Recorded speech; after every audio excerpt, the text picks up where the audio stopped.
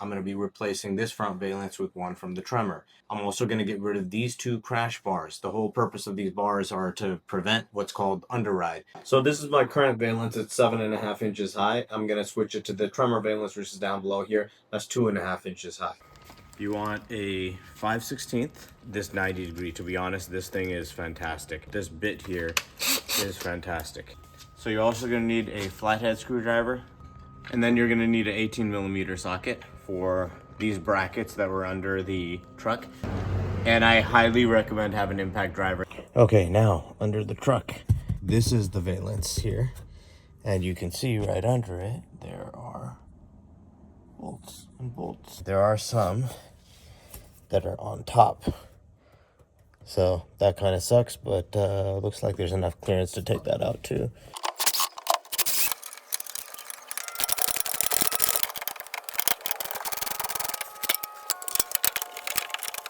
All right, so we are lined up 1, 2, 3, so we're gonna put it in the same place as the existing ones were.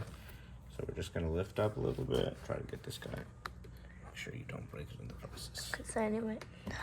You need to have to buy new ones. Okay, get that. I'm gonna try to slide that guy. Oh, it's just a pin. You could just slide in, yeah. Yeah. Second to last. Is there an extra one? All right, we are gonna take these brackets off here. There's the bolt. It is an 18. Now each of these brackets has 2 bolts on each side, so you should have enough room to be able to get in just like I did here. Highly recommend using an impact driver. They're on there pretty tight. Just make sure the bracket doesn't hit you as you're loosening the last bolt.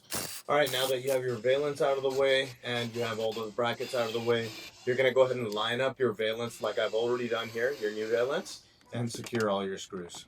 This is where that bit that I was talking about at the start of the video comes in handy, and you can see here there are weird angles at which you're screwing on these bolts. You can do it with a ratcheting wrench, but it is going to take you much longer.